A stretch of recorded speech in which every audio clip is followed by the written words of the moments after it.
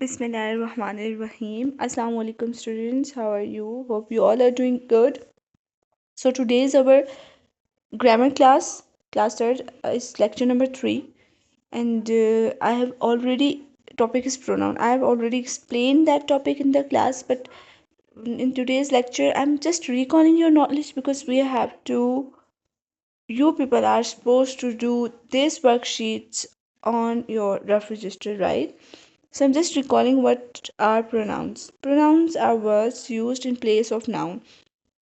In your notebooks, you have written these are the words which are used in place of noun to avoid repetition. तो pronouns क्या होते हैं? Nouns के बारे में हमने पढ़ा. Name है of everything in the world. जो चीज़ इस दुनिया में है, everything that has got some name are the nouns, right? तो what are pronounce now?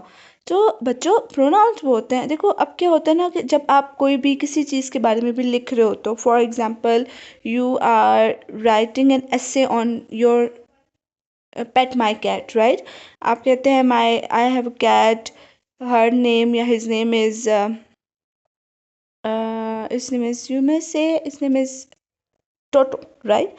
Now अगर आप कहें his name is Toto, Toto is 10 years old, Toto plays with this, मतलब आप बार बार रिपीट करें ना उनको, टोटो को आप बार बार बार बार, तो वो एक अच्छा इंप्रेशन नहीं देता आपकी राइटिंग में, ठीक है? वो अच्छा लगता भी नहीं है.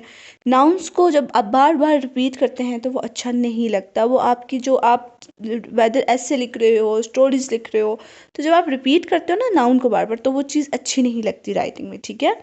तो फिर कुछ एक नई चीज़ बनाई जाती है और वो होता है प्रोनाउन. प्रोनाउन को कहा जाता है कि नाउन को आप चेंज करें, ठीक है? जैसे कि मैंने आपसे कहा था, अगर कोई लड़के का नाम होगा तो आप इसकी जगह ही लगाओगे, अगर किसी लड़की का नाम होगा तो आप शी लगाओगे, किसी भी नॉन लिविंग थिंग का या किसी भी एनिमल का नेम होगा तो आप इट लगाओगे, दो या दो से ज़्यादा लोगों की बात हो रही होगी तो आप दे लगाओगे. ऐसा ही है. ये देखिए एग्जाम्पल है. अकेला है तो I. If two peoples are there you are suppose to use, okay, they. Two और three peoples are there you are suppose to use they. You तब आप इस्तेमाल करते हो जब आप किसी की तरफ इशारा कर रहे हो, तो ठीक है? When you are pointing towards something. We means हम, he for boy, she for girl, and it for animals, right? Now you can clearly see that this is a worksheet of pronouns. So बच्चों आप लोगों ने पता है क्या करना है? ये 15 टोटल ब्लैंक्स हैं, MCQs हैं एक्चुअली. आपने इनको अपने रफ रजिस्टर पे हर बच्चे ने सॉल्व करना है, ठीक है? मंडे को जब आप आएंगे तो मैं हर बच्चे के रफ रजिस्टर पे ये वर्कशीट सॉल्व हुई हुई देखूंगी. मैं आपको एक्सप्लेन कर देती हूँ, ठीक है? Dash is a dog. वो एक कुत्ता है. अब अभी मैंने आपको एक्सप्लेन किया पीछे कि जब आप एनिमल्स की बात करते हैं तो आप क्या यूज़ करते हैं, तो अब आपने बताना है कि इस ब्लैंक में आप ही लगाओगे या इट लगाओगे, ठीक है? ये जो सामने ब्रैकेट में लिखा हुआ है ना, ही और इट, ये ऑप्शंस हैं. इन दोनों में से एक ऑप्शन इस ब्लैंक में फिट आएगा, तो आप लोगों ने वो एक ऑप्शन यहाँ फिल कर देना है, ठीक है? नेक्स्ट में dash are my friends.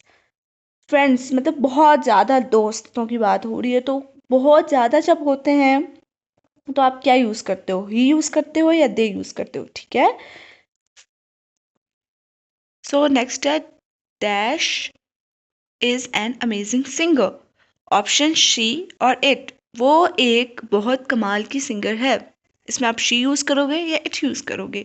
Next है dash are my teachers. They और शी.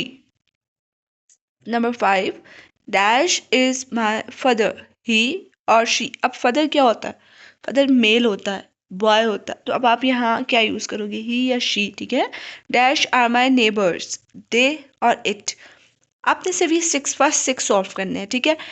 अब हर बच्चे से जब आप मंडे को क्लास में आएंगे, I am gonna ask each and every one of you, आपने जो भी ऑप्शंस इन ब्लैंक्स में, फर्स्ट 6 ब्लैंक्स में, ठीक है, आपने जो भी ऑप्शन यूज़ किया है, आपने क्यों यूज़ किया है, सेकंड ऑप्शन आपने क्यों यूज़ नहीं किया, तो आप लोग जब ये वर्कशीट सॉल्व करने होंगे तो आपने प्रोनाउंस को दोबारा से कॉपी में जो लिखवा है वो पढ़ना है, जो मैंने अभी आपको बताया है कि प्रोनाउंस क्या होते हैं, नाउन की जगह यूज़ होते हैं. ही कहाँ यूज़ होता है, इट कहाँ यूज़ होता है, शी कहाँ यूज़ होता है, दे कहाँ यूज़ होता है। आपने उसको सुनना है दोबारा, ठीक है। फिर आपने ये वर्कशीट सॉल्व करनी है और फिर आपने मंडे को मुझे एक्सप्लेन करना है कि आपने कौन सा ऑप्शन यूज़ किया है और क्यों यूज़ किया, ठीक है। आपने ये वर्कशीट अपने रफ रजिस्टर के ऊपर प्रैक्टिस करनी है। कोई भी काम आपने नीट कॉपी पे तब तक नहीं करना जब तक मैं आपसे ना कहूँ। ये आपने रफ रजिस्टर पे प्रैक्टिस करना है और मैं इंशाल्लाह मंडे को आपसे हर बच्चे से ये काम बच्चे के रजिस्टर पे ये चेक करूँगी, ठीक है। Okay, thank you.